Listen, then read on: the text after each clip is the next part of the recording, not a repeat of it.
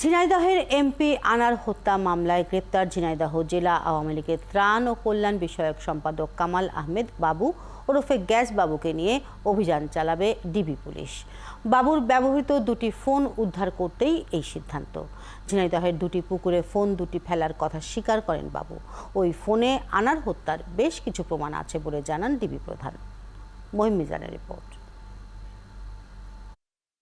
ঝিনাইদহ জেলা আওয়ামী লীগের ত্রাণ ও কল্যাণ বিষয়ক সম্পাদক কামাল আহমেদ বাবু ওরফে গ্যাস বাবুকে নিয়ে 10 কার্যদিবসের মধ্যে ডিবি যেন তার 3টি মোবাইল উদ্ধারের জন্য ঝিনাইদহ যায় সে বিষয়ে আদালত একটি নির্দেশনা দিয়েছে।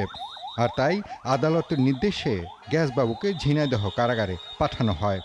164 ধারা জবানবন্দিতে গ্যাসবাবু ম্যাজিস্ট্রেটকে জানায় ফেলে দেওয়া সেই 3টি ফোনে আছে আনার হত্যার গুরুত্বপূর্ণ কিছু প্রমাণ।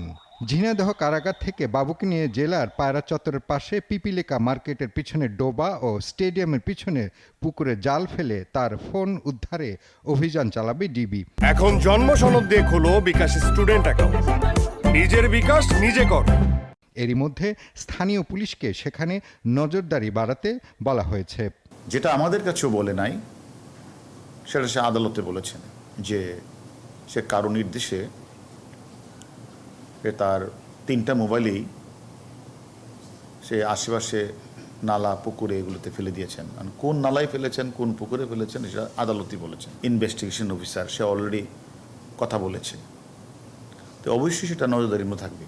আনার হত্যার অন্যতম আসামি শিমুল ভূঁইয়া 164 ধারার জবানবন্দিতে জানান 15 মে ভারত থেকে এসে 16 মে রাতে গ্যাসবাবুর সঙ্গে যোগাযোগ করে আনার এমপিকে অপহরণ এবং হত্যা সংশ্লিষ্ট নানান বিষয়ে তারা কথা বলেন।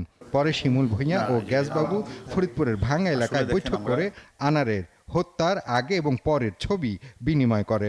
গ্যাসবাবুর সাথে শিমুল ভূঁইয়া ওরফে আমানুল্লাহ তার সাথে সে অসংখ্যবার কথা বলেছেন এবং এই মোবাইলের সাথে ওই মোবাইলের সাথে অনেক মেসেজ আদান প্রদান করেছেন। ডিজিটাল এভিডেন্স আছে বলে আমরা মনে করি।